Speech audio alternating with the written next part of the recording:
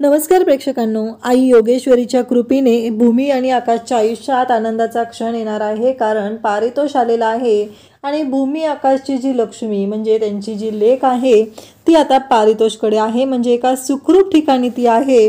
परंतु पारितोष एक आनंदाचा धक्का देणार आहे आकाश भूमीला. कारण पारितोष या गोष्टीसाठी भूमीची जी मदत करणार आहे त्याचा विचार आता कोणी स्वप्नातही करू शकत नाही. एवढी जबरदस्त गोष्ट जी आहे ती पारितोष हा भूमीसाठी करणार आहे. हे सगळं कशा पद्धतीनं होणार आहे ते आपल्याला आजच्या या व्हिडिओमध्ये पाहायला मिळणार आहे. त्यासाठी हा व्हिडिओ शेवटपर्यंत पहा. तर इकडे पारितोष जो आहे तो आता दिल्लीवरून अलिबागला आलेला आहे आणि मंदिरात जाऊन त्याने दर्शन घेतलेलं आहे. पारितोषच्या आयुष्यात ही बरीच उलथापालथ झालेली आहे आणि पारितोष हा आता आलेला आहे आणि त्याच्या लक्षात असतं की भूमी प्रेग्नंट होती. त्याचबरोबर आपण आलेलो आहोत तर आपण भूमी आणि आकाश या दोघांचीही भेट घेऊया असं पारितोष विचार करतो आणि त्याचबरोबर पारितोष मग भूमीला फोन करतो.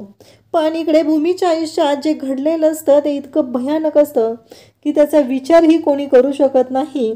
कारण भूमीच्या आयुष्यात जी गोष्ट घडलेली असते त्याच्यामुळं हे सर्व घडलेलं असतं. भूमीला खूप मोठा धक्का बसलेला असतो. कारण भूमीचं जे बाळ आहे ते गेलेलं असतं आणि ही गोष्ट मात्र इकडे पारितोषला माहीत नसते आणि पारितोषने फक्त आलेला आहे तर आपण आकाश आणि भूमीची भेट घेऊया एवढाच विचार केलेला असतो आणि पारितोष हा आलेला असतो. परंतु इकडे मात्र आपल्याला पाहायला मिळतं की जेव्हा पारितोषने फोन केलेला असतो तेव्हा इकडे पौर्णिमाने खूप मोठं कांड केलेलं असतं. पौर्णिमाने भूमीला सांगितलेलं असतं की हे बाळ नाही आहे, ही उशी आहे असं म्हणत तिने भूमीच्या हातातील ते बाळ, ती उशी जी आहे ती काढून फेकून दिलेली असते आणि भूमीला सांगितलेलं असतं की हे बाळ नाही आहे, ही उशी आहे आणि ती उशी कवटाळून तू बसलेली आहेस, त्यामुळं तू लक्षात ठेव तुझं बाळ गेलेलं आहे. त्या क्षणी भूमीला खूप मोठा धक्का बसतो. आकाश आणि त्याचबरोबर घरातले सगळेजण घाबरलेले असतात. पण पौर्णिमा, रागिनी, त्याचबरोबर नीलंबरी यांना सगळ्यांना मात्र खूपच आनंद होत असतो. कारण त्यांच्या आनंदाचीच गोष्ट घडलेली असते. त्यांच्यासाठी जी गोष्ट महत्त्वाची होती, त्यांना जे वाटत होतं त्याच पद्धतीनं गोष्टी घडलेल्या असतात आणि त्यामुळं ते मात्र खूपच खुश झालेले असतात. तर इकडे पौर्णिमाने हे सगळं मुद्दामूनच केलेलं असतं. पौर्णिमाला हे सगळं मुद्दामून करायचं होतं म्हणून तिनं कांड केलेलं असतं आणि या सगळ्यामुळं भूमीला मात्र दुखावली गेलेली असते. भूमी थोड्या वेळ ओरडते, माझं बाळ म्हणून ती ओरडत असते. कारण भूमीच्या हट्टासाठी अगदी लक्ष्मीच्या पावलांनी गृहप्रवेश करत भूमी घरात आलेली असते.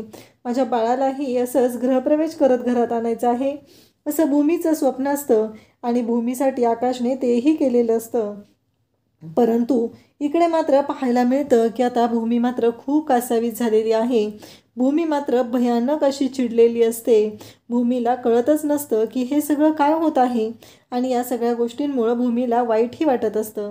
त्यासोबतच आपल्याला पाहायला मिळतं की जेव्हा या सर्व गोष्टी घडत असतात तेव्हा मात्र इकडे आकाश मात्र खूप टेन्शनमध्ये असतो. आकाशने डॉक्टरांना बोलवलेलं असतं. जेव्हा भूमीने इकडे महाजनांच्या घरी आपल्या लाडक्या लेकीला घेऊन गृहप्रवेश केलेला असतो तेव्हाच पारितोषने इकडे त्याच्या घरी ते जे बाळ आहे म्हणजे भूमी आकाशचं जे बाळ आहे त्या बाळाला घेऊन गृहप्रवेश झालेला असतो आणि त्याच्या बायकोनेही अगदी लक्ष्मी आपल्या घरी आलेली आहे असं म्हणत आबोलीनेही खूप छान पद्धतीने हा गृहप्रवेश केलेला असतो. तिची खूप इच्छा असते, ती आई होऊ शकत नसते, तरीही पारितोषने तिचा स्वीकार केलेला असतो. या गोष्टीमुळं ती मात्र खूपच खुश असते आणि आज अलिबागला आल्या क्षणी मंदिरात गेल्यानंतर अगदी महाशिवरात्रीच्या दिवशी त्यांना प्रसाद मिळालेला असतो आणि तो प्रसाद म्हणजेच हे बाळ असतं आणि हे बाळ आता भूमीकडे आलेलं असतं आणि तेव्हा मात्र भूमी आकाशचं बाळ आहे ते पारितोषकडे आहे आणि त्यामुळंच इकडे पारितोष हा आकाशला फोन करतो. आकाश काही फोन उचलत नसतो. त्यानंतर पारितोष हा भूमीच्या नंबरवरती फोन करतो आणि मानसी फोन उचलते. जेव्हा मानसीने हा फोन उचललेला असतो पारितोष विचारू लागतो की भूमी आणि आकाशला मी बराच वेळ झालं कॉल करतोय पण आकाश काही कॉल उचलत नाही आहे. तेव्हा मानसी सांगू लागते की भूमीताईची तब्येत खूप बिघडलेली आहे, तिला हॉस्पिटलमध्ये ॲडमिट केलेलं आहे आणि त्यामुळंच आकाश जिजूंनी फोन उचललेला नाही, हे सगळं ती सांगत असते. तेव्हा पारितोष म्हणतो कोणत्या हॉस्पिटलमध्ये काय झालेलं आहे. तेव्हा तोपर्यंत आजी तिला बोलवतात आणि मग ती म्हणत असते की हो, सिटी हॉस्पिटलमध्ये ॲडमिट केलेलं आहे. हे सगळं आता सांगितलं जातं. भूमीची अवस्था बिकट होत चाललेली असते. डॉक्टर मात्र सांगत असतात की मिस्टर आकाश महाजन, मी तुम्हाला सांगितलेलं होतं, भूमीने त्यांच्या जीवावरती खेळून त्यांच्या जीवाची पर्वा न करता त्यांनी या बाळाला जन्म दिलेला होता. आणि आत्ता त्यांच्या बाबतीत जी गोष्ट घडत आहे ती खूप भयानक आहे, हे मलाही माहिती आहे. परंतु आत्ता तुम्हाला काही करून बाळ हे भूमीच्या हातात दिलंच पाहिजे. जोपर्यंत बाळ भूमीकडे येणार नाही तोपर्यंत ही गोष्ट अशीच राहणार आहे. कदाचित भूमी शुद्धीवर येण्याआधी तिच्याकडे बाळ हवं आहे. जर ते आलं नाही तर भूमी कायमची कोमात जाऊ शकते. हे सगळं बोललेलं असतं. तेव्हा मात्र इकडे धक्का बसलेला असतो, कारण भूमी तर बेशुद्ध असते. डॉक्टरांनी स्पष्टपणे सांगितलेलं असतं. इकडे पारितोष मात्र अबोलीला सांगतो की अबोली, अगं माझा मित्र आहे, अगदी माझा कॉलेजचा मित्र आहे आकाश, त्याला मी भेटायला जातोय. त्याची बायको आहे, तिच्या बाबतीत खूप वाईट घडलेलं आहे, ती हॉस्पिटलमध्ये ॲडमिट आहे. 6 महिन्यापूर्वी ती प्रेग्नंट होती. खूप मोठ्या क्रिटिकल कंडिशनमधून ती सफर करत होती. मला असं वाटतंय की मला तिकडं जाणं गरजेचं आहे. तेव्हा ती म्हणते मी पण आले असते, पण हॉस्पिटलमध्ये जायचं आहे ना, तर आपल्या बाळाला घेऊन मी तिथे येऊ शकत नाही आहे. तुम्ही जाऊन या, वाटलंच तर मी नंतर त्यांना भेटायला जाईल. हे सगळं चाललेलं असतं. आणि त्यासोबतच आता डॉक्टरांनी इकडे आकाशला सांगितलेलं असतं. डॉक्टरांनी आकाशला सांगितलेलं आहे की आत्ताच्या आत्ता जायचं आहे आणि तुम्ही कुठूनही कसंही करून बाळ घेऊन यायचं आहे. दत्तक बघा, अगदी 4-5 दिवसाची मुलगीच हवी आहे, कारण भूमीला माहिती आहे की तिला मुलगी झालेली आहे आणि त्यामुळं ते बाळ असणं गरजेचं आहे. जोपर्यंत तुम्ही बाळाला घेऊन येऊ शकत नाही तोपर्यंत मी काही करू शकत नाही. भूमीच्या बाबतीत काय होईल पुढे, कसं होईल, मला काही माहीत नाही आहे. फक्त तुम्हाला ही गोष्ट करावीच लागेल. आकाश म्हणत असतो, पण डॉक्टर हे कसं शक्य आहे? डॉक्टर म्हणत असतात की ते मला काही माहीत नाही आहे, ते तुम्हालाच शक्य कसं करायचं, काय करायचं ते बघावं लागेल, हे डॉक्टर बोलत असतात. आकाशच्या पुढे कोणताच पर्याय नसतो आणि आकाश मग बाळाच्या शोधात निघून जातो. इकडे तोपर्यंत भूमी शुद्धीवर आलेली असते. आजी आणि मानसी यांनी भूमीला घरी आणायचं ठरवलेलं असतं. भूमीला घरी घेऊन त्या येत असतात आणि त्याचबरोबर पारितोष हॉस्पिटलमध्ये जातो आणि त्यांची चुकामुक होते. पारितोषला कळतं की त्या घरी गेलेल्या आहेत. आकाशला मात्र बाळ अजूनही मिळालेलं नसतं. आकाश मात्र हतबल झालेला असतो. तो शोधाशोध करत असतो. पण ही काही वाटते तेवढी सोपी गोष्ट नाही आहे. बाळ दत्तक घेणं किंवा बाळ मिळणं, तेही मुलगी हवी आहे, 5-6 दिवसांची हवी आहे, ही वाटते तेवढी सोपी गोष्ट नसते.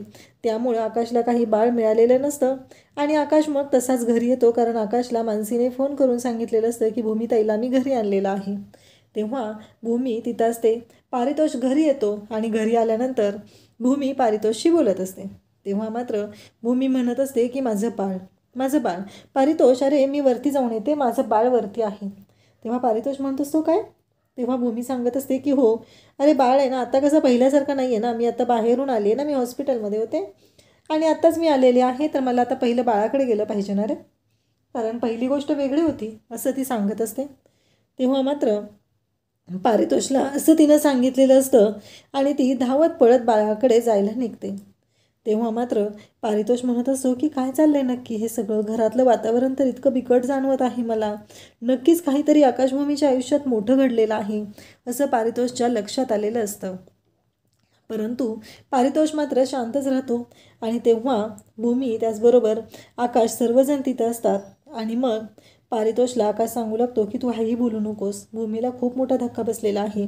या सगळ्या गोष्टीमध्ये आमचं बाळ आहे ते गेलेलं आहे. भूमीने खूप मोठ्या कष्टाने बाळाला जन्म दिलेला होता. भूमीने स्वतःच्या जीवाचीही पर्वा केलेली नव्हती. तिनं अशा परिस्थितीमध्ये बाळाला जन्म दिलेला होता आणि त्यासोबतच आता ते बाळ आमच्यामध्ये राहिलेलं नाही. आणि हा धक्का भूमीला इतका मोठा बसलेला आहे की त्याच्यामुळं ती कोमातही जाऊ शकते. आत्ता तिची मेंटल कंडिशन व्यवस्थित नाही. हे सगळं आकाश पारितोषला सांगत असतो. पारितोष म्हणतो की आकाश, बघितलंस का, किती भयानक अशी गोष्ट आहे, म्हणजे योगायोग म्हणायचं का काय ते मला कळत नाही आहे. पण कालच मी अलिबागमध्ये आलो आणि तुला सांगायचं राहिलं की मी दिल्लीला गेलो होतो, तिथं माझी अबोलीबरोबर भेट झाली आणि ती माझी जुनी मैत्रीण होती. तर अबोली आणि मी लग्नही केलं आणि मग आम्ही इकडं आलेलो आहे. आणि मग आल्याला मी म्हटलं की तुला फोन करावा, तुला कळवावं, आणि मला फोनवरती कळलं म्हणून मी धावत आलेलो आहे. पण ते पारितोष त्याला सांगायला लागतो, तुला माहिती आहे का काय झालं, काल आम्ही एका मंदिरात गेलो होतो आणि त्या मंदिरामध्ये एक बाळ होतं, ते रडत होतं. म्हणजे बघ ना, इकडे भूमी तिच्या बाळासाठी अगदी वेडीपिसी होत आहे आणि तिथे असे कोणते आईवडील होते की ज्यांनी ते बाळ टाकून दिलेलं होतं. अगदी 1-2 दिवसाची मुलगी असेल, ती मुलगीच आहे ती, असं तो सांगत असतो. आणि त्या मुलीला तिथे टाकून दिलेलं होतं. आणि मग मी आणि माझी बायको देवाला तिथे मंदिरात प्रदक्षिणा घालत होतो आणि त्यावेळी आमच्या ती गोष्ट लक्षात आली. मग आम्ही लगेचच तिथल्या पुजाऱ्यांना भेटलो, तिथल्या कमिटीच्या लोकांना भेटलो आणि ती मुलगी दत्तक घेण्याचा निर्णय आम्ही घेतलेला आहे. त्याचबरोबर ते जे बाळ आहे ना, ते अगदी 2 दिवसाचं आहे. आणि मेन गोष्ट म्हणजे काय आहे, अबोली आहे ना, ती कधीच आई होऊ शकत नाही आहे. आणि आता ते बाळ आल्यामुळं तीही खूप खुश झालेली आहे. हे सगळं चाललेलं असतं. आणि त्यासोबतच आपल्याला पाहायला मिळतं की जेव्हा या सर्व गोष्टी घडत असतात त्याचवेळी आकाश म्हणत असतो, पारितोष एक बोलू का? तेव्हा पारितोष म्हणतो, बोल ना आकाश, काय झालं? तेव्हा आकाश म्हणतो की मी आज ना सकाळपासून बाळ शोधत आहे, पण मला कुठेही बाळ मिळालं नाही. मला दत्तक घ्यायचं आहे, त्यासाठी मी शोध घेत आहे. पण आत्ता ना डॉक्टरांनी मला सांगितलेलं होतं की भूमी शुद्धीवर यायच्या आधी तिच्याकडे बाळ असलं पाहिजे. पण माझी एक इच्छा आहे, ती पूर्ण करशील का? असं म्हणता क्षणी पारितोष म्हणतो, काय? नाही, ते बाळ आहे ना, ते काही दिवसांसाठी भूमीकडे देशील का तू? कारण ते बाळ जर भूमीकडे दिलं तर खूप मोठ्या माझ्या संकटातून माझी सुटका होईल. कारण तोपर्यंत मला काही वेळ मिळेल आणि ते बाळ जे आहे ते भूमीकडे असल्यामुळं भूमीची तब्येत ही व्यवस्थित राहील. मला वेळ मिळेल, त्या वेळेमध्ये मी दुसरं बाळ शोधू शकेल. म्हणजे बाकीचे अनाथाश्रम वगैरे आहेत, तिथे जाऊन मला शोध घेता येईल. तेव्हा पारितोष म्हणतो की हे कसं आहे बघ, अबोली आहे ती त्या बाळाशी खूप कनेक्टेड झालेली आहे. वाटते तेवढी सोपी गोष्ट नाही, त्यामुळं मला विचार करावा लागेल. मान्य आहे मला, परंतु मला ठरवावं लागेल की हे मी करू शकतो का नाही. कारण त्यासाठी मला हे करायचं आहे आणि मी आधी अबोलीला विचारेल आणि मग सांगेल. कारण मला खूप इच्छा आहे, मी तुम्हाला मदतही करू शकतो, परंतु मला आता सध्या ही गोष्ट वाटते तेवढी सोपी नाही. कारण काहीही झालं तरीही मला अबोलीला विचारावं लागेल, कारण तो निर्णय मी एकटा घेऊ शकत नाही. आधीची गोष्ट वेगळी होती. आकाश म्हणतो, काही हरकत नाही आहे, तू जसं म्हणशील ना त्याचबरोबर होईल. त्यावेळेस आकाश म्हणतो, फक्त प्रयत्न कर. तेव्हा पारितोष हो म्हणतो. आजी त्याचबरोबर सर्वजण तिथं असतात आणि मग आजींनाही वाटत असतं की जर असं काही झालं तर खरंच खूप चांगली गोष्ट होईल. हे सगळं घडत असतं. तेव्हा मात्र इकडे आपल्याला पाहायला मिळतं की पारितोषने आता अबोलीला विचारून निर्णय घ्यायचं ठरवलेलं असतं. पारितोष घरी जातो आणि तो त्याच्या बायकोशी बोलू लागतो. अबोलीला म्हणू लागतो की अगं मी गेलेलो होतो ना, तिथं खूप मोठी गोष्ट घडली. ती भूमी आहे ना, तिने परवाच बाळाला जन्म दिलेला आहे आणि तिचं बाळ गेलेलं आहे. एकतर तिने तिच्या जीवाची पर्वा न करता 7 महिने ते बाळ पोटात वाढवलेलं होतं. आत्ता तिचं डोहं जेवण झालं आणि त्याचबरोबर तिची अशी हेल्थ झालेली आहे. तिने बाळ जन्माला घातलं, त्यानंतर ते जिवंत होतं आणि त्यानंतर काही तासांमध्ये ते गेलेलं आहे. त्यामुळं तिची मेंटल कंडिशन खूपच डिस्टर्ब झालेली आहे. हे सगळं पारितोष सांगत असतो. तेव्हा मात्र ती म्हणत असते, पण हे काय बोलतोस तू? तेव्हा मात्र तो सांगतो की माझी अशी इच्छा आहे की काही दिवसांसाठी आपलं बाळ भूमीकडे देऊया का? तेव्हा अबोली म्हणू लागते की काय बोलतेस तू? हे कसं शक्य आहे? मी नाही करू शकत हे, असं ती बोलत असते. तेव्हा पारितोष म्हणत असतो, मला मान्य आहे तुला ही गोष्ट पटणार नाही, परंतु मला जे वाटत आहे ते मी तुला सांगितलेलं आहे. त्यामुळं वाटतं तेवढी सोपी गोष्ट नाही हे मलाही माहिती आहे, परंतु आत्ता ह्या सर्व गोष्टी ज्या आहेत त्या खूपच अवघड होत चाललेल्या आहेत हे मलाही माहिती आहे, असं पारितोषने सांगितलेलं असतं. तेव्हा मात्र ती म्हणत असते की बरोबर आहे, परंतु आता मी काय करू? त्यावेळेस ती मग तसं म्हटल्याबरोबर पारितोष म्हणत असतो की बघ, शेवटी कसं आहे, आता हे बाळ दिलं तर ती भूमी जी आहे ती बरी होऊ शकते. त्यावरती मात्र ती म्हणत असते, मी एवढी पण स्वार्थी नाही आहे रे. ठीक आहे, आपण काही दिवसांसाठी आपलं बाळ त्यांना देऊया. जर आपलं बाळ त्यांना देण्यामुळं जर हे होत असेल, एवढी चांगली गोष्ट घडत असेल, आपलं बाळ त्यांना दिलं तर एक आई जिवंत होऊ शकत असेल, तिला जीवदान मिळत असेल, तर मी हे करायला तयार आहे.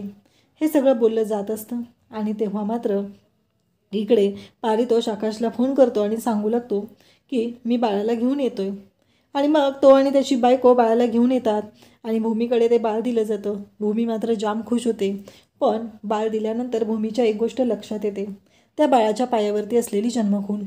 कारण बाळाने लंगोटवलं केलेलं असतं, त्याचं डायफर चेंज करण्यासाठी भूमीने ते बाळ जे आहे ते डायपर चेंज करत असते. आणि त्याचवेळी तिच्या लक्षात येतं की हे बाळ तर आपलं असू शकतं, कारण ह्या बाळाला जेव्हापासून मी घेतलेलं आहे ना, तेव्हापासून मला जाणवत आहे की हे माझं बाळ आहे. हे सगळं तिला वाटत असतं. त्यावेळेस मात्र ती म्हणत असते, की अशी जन्मखून सेम माझ्या पायावरती आहे आणि तीच जन्मखून इथे बाळाच्या पायावरतीही मला दिसत आहे. हे सगळं भूमी बोलत असते. आणि तेव्हा मात्र आपल्याला पाहायला मिळतं की जेव्हा या सर्व गोष्टी घडत असतात तेव्हा मात्र एवढा मोठा धक्का इथे भूमीला बसलेला असतो. आणि त्याचबरोबर बाळाला देऊन जाताना इकडे पारितोषच्या बायकोची अबोलीची अवस्था ही खूप वाईट झालेली असते. तिलाही कळत नसतं, ती रडत असते आणि जाताना ती सांगत असते की मी बाळ दिलेलं आहे, पण भूमीची तब्येत एकदा बरी झाली की माझं बाळ मला परत हवं आहे असं ती सांगत असते. आणि त्यासोबतच इकडे ती म्हणत असते की पारितोष, काहीही झालं तरीही मी जो शब्द दिलेला आहे तो मला हवा आहे. जर माझं बाळ परत मिळणार असेल तरच मी हे बाळ देईल, कारण ती कासावीस ही तेवढीच होत असते. त्यासोबतच आपल्याला पाहायला मिळतं की पारितोष म्हणतो, हो, आकाश इकडे खुश झालेला असतो. आकाश थोडासा स्वार्थी विचार करत असतो, परंतु रागिनी भूमीच्या रूममध्ये आलेली असते आणि रागिनी पाहते, रागिनीनं एकटीनंच पाहिलेलं असतं भूमी आकाशच्या बाळाच्या पायावर असलेली जन्मखून.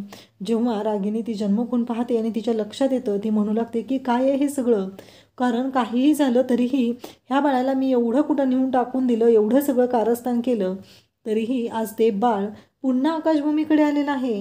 म्हणजे काय समजायचं काय या सगळ्या गोष्टींचं, हे सगळं बोललं जात असतं. आणि तेव्हा मात्र इकडे आकाश आणि भूमी यांना खूप मोठा धक्का बसलेला असतो. भूमी तर खूप नॉर्मल झालेली असते, परंतु ही गोष्ट रागिनीने ऐकलेली असते. रागिनीनं पाहिलेलं असतं बाळाच्या पायावरती असलेली जन्मखून आणि तिला खूप मोठा धक्का बसलेला असतो. आणि रागिनी मात्र आता त्या बाळाच्या जीवावर उठलेली असते. भूमी वॉशरूमला गेलेली असते तेव्हा रागिनी तिथे येते आणि बाळाच्या तोंडावरती उशी दाबण्याचा प्रयत्न करत असते. धावतच भूमी तिथे येते आणि रागिनीच्या खांदेशी कानाखाली वाजवते, तिचा हात पकडते आणि तिला खेचतच बाहेर घेऊन जाऊ लागते. तिला म्हणत असते की आत्तापर्यंत खूप सहन केलेलं आहे, पण एक आई काय करू शकते आज मी दाखवणार आहे, असं ती बोलत असते. आणि त्यासोबतच तिचं असं म्हणणं असतं की एक गोष्ट लक्षात ठेव, काहीही झालं तरीही मी आई आहे आणि आई काय करू शकते हे तुम्हाला चांगलंच कळलेलं आहे. आणि हे सगळं बोलणं सुरू असतं. आणि त्यासोबतच इकडे भूमीने रागिनीला चांगलाच हिसका दाखवलेला असतो आणि दाखवलेलं असतं की ती काय करू शकते. आणि आता भूमीचं हे रौद्ररूप पाहून रागिनी मात्र अगदी गारच पडलेली असते, कारण एक आई आपल्या लेकरासाठी कोणत्याही थराला जाऊ शकते, कोणाचा जीव घ्यायची वेळ आली तर तेही करू शकते, हे भूमीनं दाखवलेलं असतं. अशाच अपडेटसाठी चॅनलला सबस्क्राईब करा. थँक्यू.